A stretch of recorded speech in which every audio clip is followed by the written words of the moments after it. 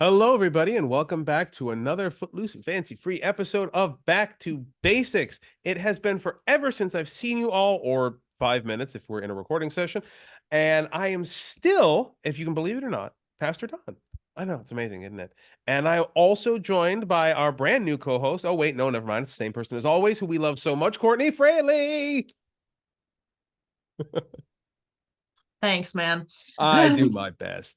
So we are going to be picking up right from where we left off with Genesis chapter 46, which is Jacob bringing his whole family to Egypt. And because this is the Bible, not only is Jacob bringing his entire family to Egypt, but we're going to name each and every one of them. Which means I don't have to read this one. I thought about trying to get her to do it, but I get the impression that your Hebrew is spotty at best, but I'm sure it's better than mine. Despite being a fully trained and accredited Christian pastor, like I've done my time studying Hebrew and have some degree of fluency in it, but don't put me I next to think any of that's our a good Jewish thing and siblings should be because standard. yeah, like I can do well enough, but don't put me next to any of our Jewish siblings on that one because they Oh will no, run no. circles around me. But enough to get by anyway. So, and I'm sure they would probably have notes on any of my pronunciations anyway. Um, in fact, I'm pretty sure that a number of my seminary professors, were they to watch this, would have notes on my pronunciation as well. So we do our best, is what I'm saying. Shall we begin then? Not me. I show up here as average as I am every day and just let it roll. And we love you for it. All right, let's get down to it. Genesis chapter 46, Jacob brings his whole family to Egypt. By the way, I love that they're wildly inconsistent with the naming here. They can't decide whether to call him Jacob or Israel, even though like he totally had a name change early on. Like, stop dead naming him. Anyway, moving on. When Israel, Continue. oh, sorry. I just said continue.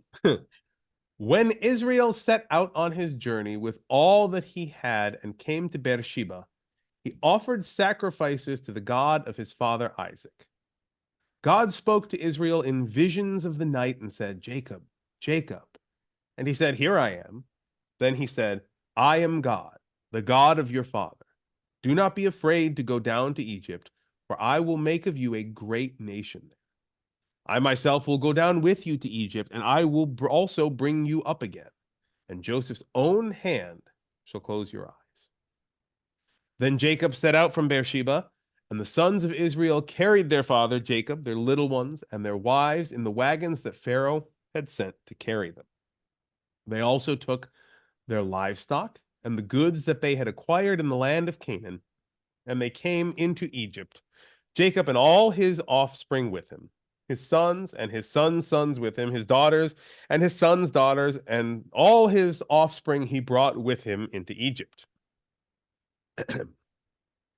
Now these are the names of the Israelites, Jacob and his offspring who came to Egypt. Reuben, Jacob's firstborn, and the children of Reuben, Hanach, Palu, Hezron, and Carmi. The children of Simeon, Jemuel, Jamin, Ohad, Jachin, Zohar, and Shaul, the son of a Canaanite woman. The children of Levi, Gershon, Kohath, and Merari. The children of Judah, Onan, Shelah, Perez, Zerah, but and Onan died in the land of Canaan. Remember, we talked about them. And the children of Perez were Hezron and Hamul. The children of Issachar, Tola, Puva, Jashub, and Shimron.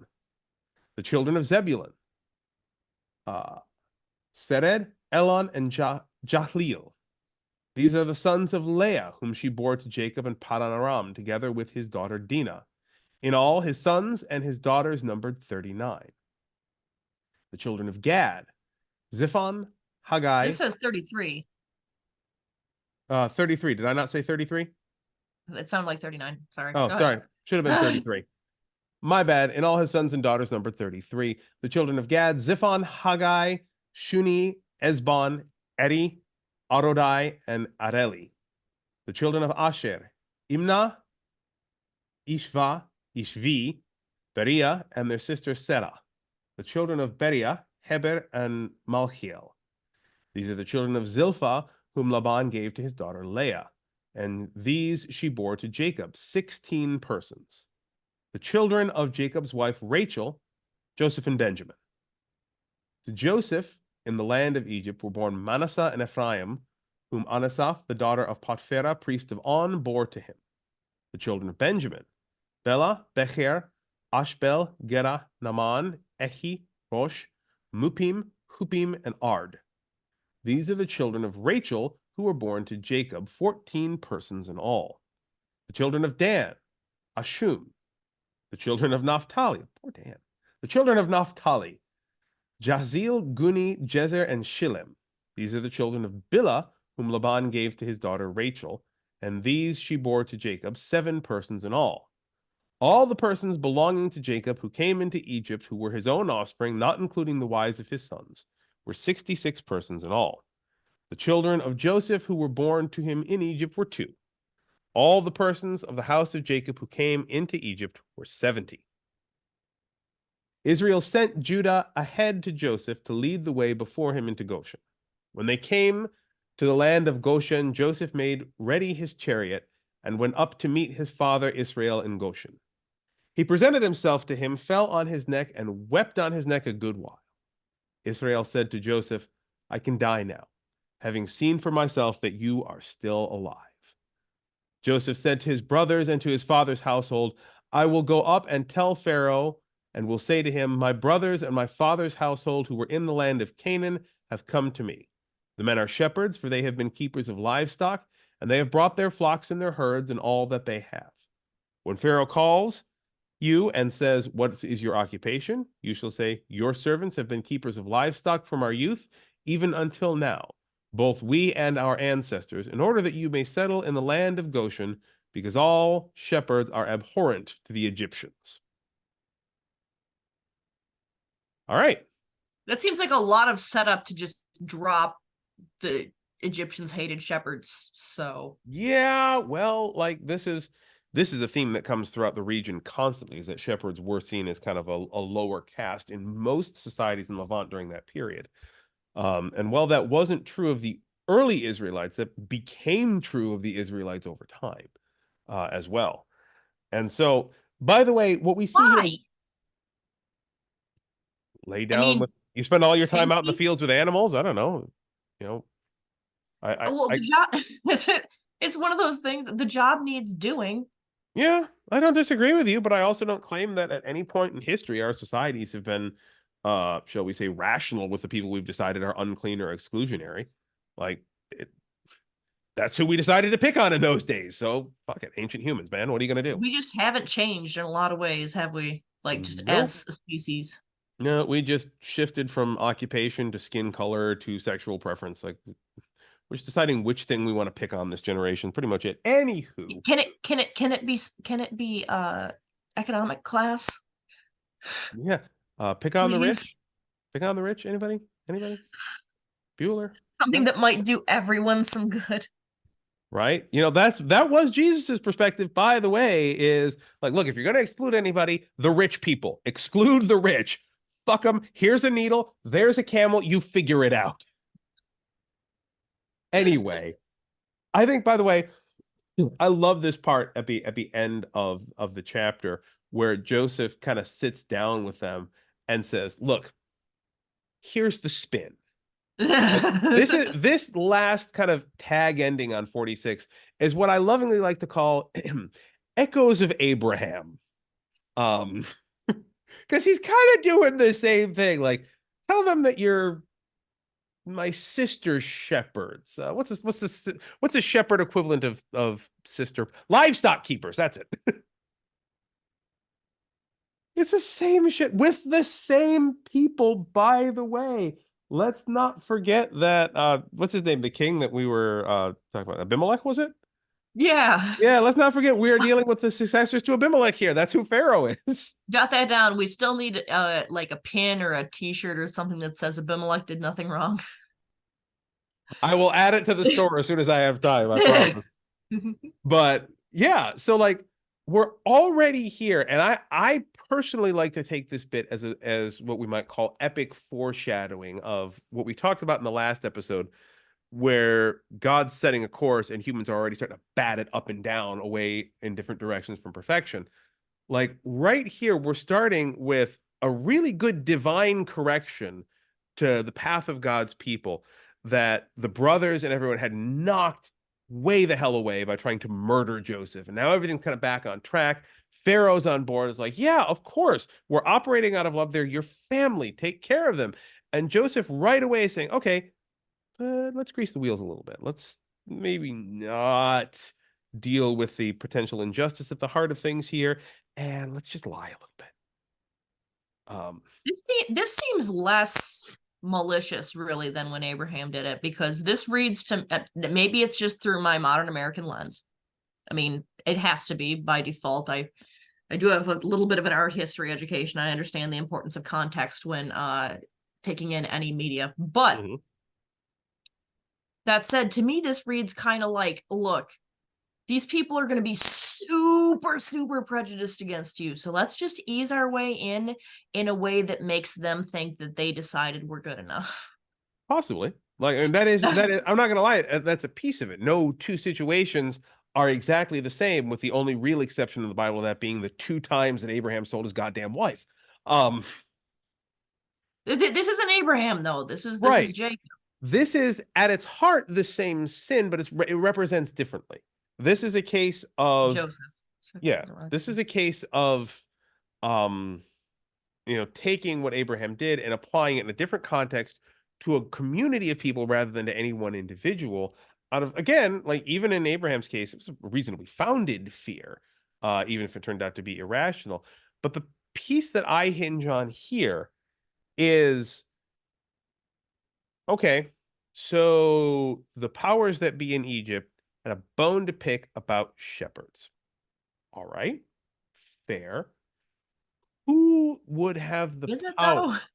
Who would have the power to affect that kind of change? Maybe you should take that up with Pharaoh's right hand. Oh shit. Like That's all. this is why I bring this up as an issue here. Use your privilege to exact Right. change. Is this is Joseph's immediate failing in bringing them into Egypt, is that he has privilege, he has power, and there is a present injustice. And I imagine this is part of kind of God's motivation for bringing them in the way that they're coming in now, is to give Joseph an opportunity. All right, you've had all this power, you've accumulated this. Let's use it for good. Here is an opportunity with your own goddamn family to institute social change for the better. Use that privilege, use that power. And Joseph's like, yes, but have you considered lying instead?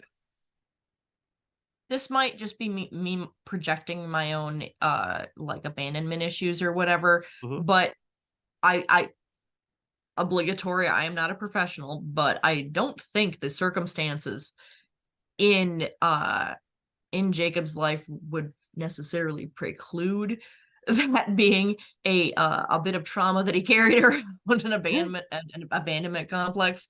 I'm It assuming you also meant to Joseph, me but yes. reads like, okay, yeah, sorry, I keep doing that. To me, it sort of reads like, and I know you're the professional and all that, but it sort of reads like he doesn't want to rock the boat now. Yeah, absolutely. Like, okay, I've got it. I've got everything. I've got an amazing life here, and I've got my family. I get to have my cake and eat it too. I've got the family that abandoned me now owes me a whole ton, and my dad is happy to see me, and my one brother's happy to see me, and the rest of them are not actively trying to kill me. And I've got everything I could want. I don't want to fuck this up. Yeah. Like, it's very relatable. Well, it's definitely relatable. And this is welcome to the Christian journey here, man. But this is a very nuanced perspective that we don't often consider with the Bible or with ourselves, is that something can be totally understandable, but also not right at the same time. Like, obviously it's trauma informed. Like, there's no question about it. This is a guy who has been through some shit, and he's like, look, I got my happy ending. I got mine. I am not going to rock the boat anymore. I'm done. Like, I'm not I'm not going to fight that fight, because if I don't fight that fight, I get mine. Like, I feel like that's going to come back on him too, though, because like Pharaoh specifically said, I want them to live on the fat of the land of this nation. yeah. And he's like, no, go sit out here because they don't want you.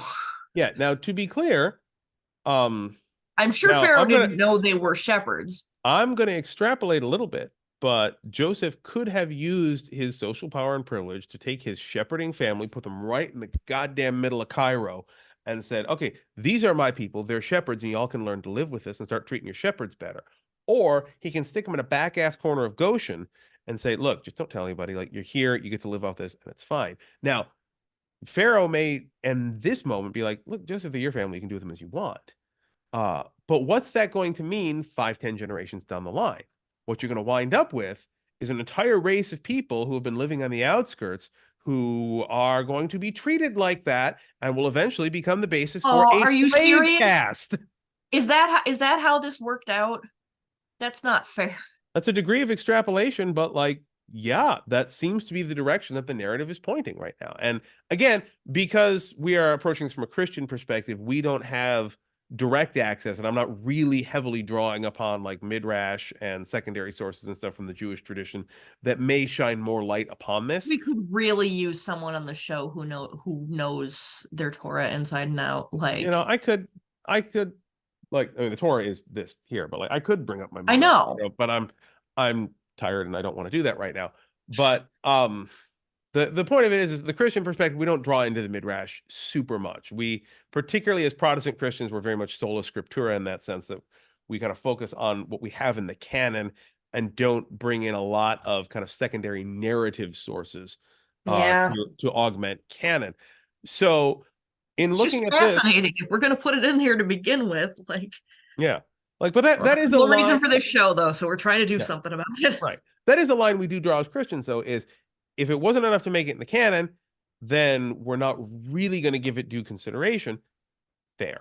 And particularly this far into the future now, like when we start talking about midrash and secondary narrative sources, there's not a lot we can do to vouch for their historicity beyond canonical inclusion in the Bible after that much time. So we don't know if they were made up or not, and quite frankly, nobody does. And in the light of that, the Christian approach is to take, well, since we can't determine academic veracity of really any of these stories beyond a certain point, we're going to take canonicity as our guideline rather than historical verifiability.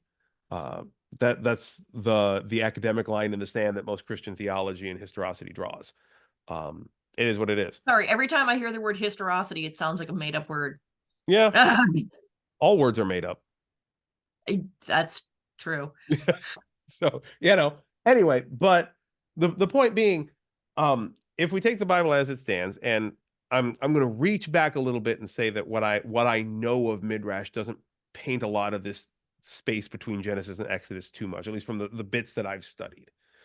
Which again, Christian pastor, that's a limited role. So if you are a Jewish theologian hanging out in the comments, please feel free to educate me. I'm very That send would me be a like the message and get second on the best. program, man. I'd love to hear from you. That'd be the second best thing to getting a guest on the show who can like go Yeah. over So, and be but like, that actually, if said, you look at the midrash, here's some extra context for this passage you yeah. guys are studying. That said, though, from what I have here, this does generally seem to be the arc, because we end Genesis here with them settled in Goshen, and we begin with let's see, Exodus 1, which starts with introductory statement, and yeah, basically we're right into Moses at that point. So like that period of time isn't really covered scripturally. So all we get is a start point and an end point and a few key details on either end. And so you can kind of guess what happened.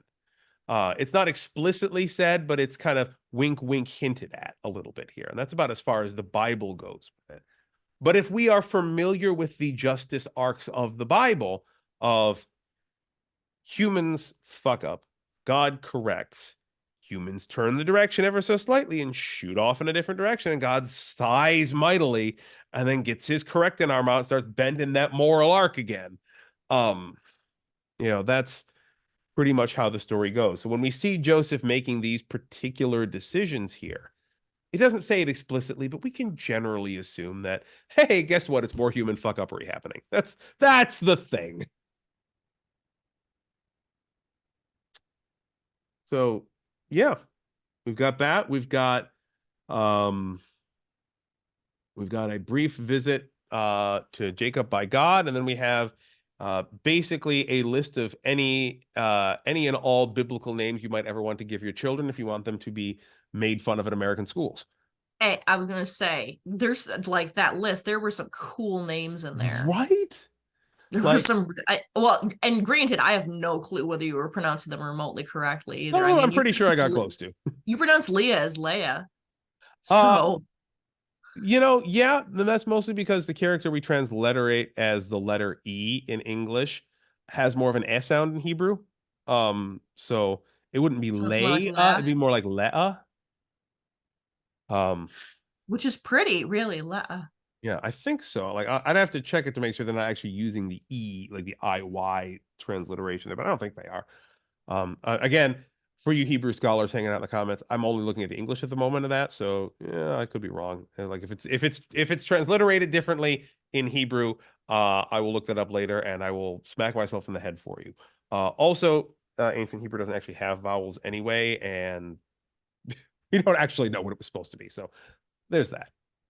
Um, but yeah, so that's pretty much it. So we got that brief visit from God. We got all these different names, and as someone, by the way, I've said this a couple of times in Genesis, and I've given you many, many geeky deep cuts throughout our exploration of Genesis, but I absolutely love just how many of these different names were pulled from for that late 90s epic video game Xenogears. Like, I'm just coming across so many familiar names, like Zohar, for example, which are all buried in the text, and it just makes my geeky self giggle. Because ancient Hebrew names are great for making something sound all mystical and whatnot. They're the Chinese characters tattoos of the ancient world. I was just like, oh, Potipharah, I remember her. Yeah. Like, hey, there's Onan. Oh, wait, no, there he's not. He did. Yeah, we know what happened to him. He spent a little too much time. No, that wasn't it. That wasn't it. You thought I was going to say it? I did not. All right. All right. Um, I So, think I think I'm given the sheer amount of this that's just names. Um, yeah, I think we've pretty much covered everything. yeah, pretty much. Anything And else you want to say before we wrap it on up? I will say, as one last note, the interaction between God and Jacob at the beginning of the chapter here. Um, when we talk about the response to God as "Here I am, Lord," we often talk about that from like the call of Samuel and stuff like that later on. But it's worth noting that that echoes back even to here. Like we get that in uh Jacob, we get that in Moses, we get that sometimes in Abraham. Like this is a repeated signatory way to respond to God throughout the text. And it is in many ways it's meant to be almost like a sign of faith to respond to the voice of God by saying, "Here I am." And I even draw certain connections between that all the way back to the creation story, where God was walking through the garden wondering where all these supercharged monkeys he made went. Um, and it's going, "Hey, where are y'all?" Like setting aside the omniscience of God in that story and that whole discussion, which if you're interested in that, go all the way back to the beginning of these episodes. Great discussion we had on that so very, very long ago. But there's an echo to that of God calling out in the garden and Adam and Eve were hiding because they were afraid. And now from that point on, anytime someone answers God in faith, the response is, "Here I am, Lord." That is the appropriate response. Always answering the way we ought to have at the beginning. And there is again, the scripture is poetic like that. It's meant to have these very subtle echoes of what was and is to come, foreshadowing and back references and stuff like that. But also, it's just like there is that note of relational tragedy in the way we communicate between ourselves and God. That the expression of faithful subservience is us saying the thing we should have said in the garden. Here I am, Lord. And that continues on through the whole Bible. Like these themes are present and they shape and they develop and they grow. And as we get to the end of Genesis here, which, my God, friends, we are almost done with this book. We are so close to the end. We are finishing 46. That means we've got 7, 8, 9, and 50. We are going to be done here within another month or so. It's almost time. And fun fact, we may even double up on some of these chapters because the end of this is not a lot. Like we've kind of hit our climax already. Not much more left to talk about. So we've kind of set our course here, and that's is it. Anything else we want to pick at, Ben? No, I think we're good. All right. So, my friends, as usual, the requests remain the same. Come join us on Discord. Come hop onto our website and find all the different things you can do, ranging from watching our various other videos, joining us at the church in Japan if you're in the neighborhood, while you can even donate money if you feel so inclined. You don't feel that you have to. There's a reason we put this stuff out for free, of course. But if you have the means, we certainly wouldn't say no. It does definitely help us do things like eat and not be dead, which are useful things for us if we want to keep generating content. So please feel free to participate in our community, however and in whatever way you feel capable and called, because we like having you as part of our community. That's why we started out with a Discord server and not with a physical church, though we have one now. We started out with a Discord server. So no matter who you are, no matter where you are, you can pop up your freaking phone and go to church. Like that's a cool thing. I like it. It makes me giggle. So come do that thing. And most importantly, I would invite you to do as all of us should in all times and all places, to follow the wisdom of dear Courtney. Like, share, and subscribe. And comment. Yes, please comment below. Good, bad, indifferent, whatever. Help us combat the algorithm and get us before many, many eyes by telling us how crazy we are and let us know that about, somebody's listening. Yeah, you know? Yell at us about midrash, which I promise you is Please. actually not a medical condition. It's part of like Jewish scholarship. I promise. So come yell at us. Please. I love it when you do that. Even if you're crazy. Yell at us about how we're being insensitive. Dawn. Yeah. Well, comes with the territory. I'm white and I'm male. What do you expect? Speaking of owning that privilege, right? I think that's a good place for us to stop for today. Most importantly, you all have yourselves a wonderful week, and we will catch you on the next episode as we draw ever closer to the end of the book of Genesis after 2 long years. So take care, and we'll see you next time. Bye, y'all. Bye.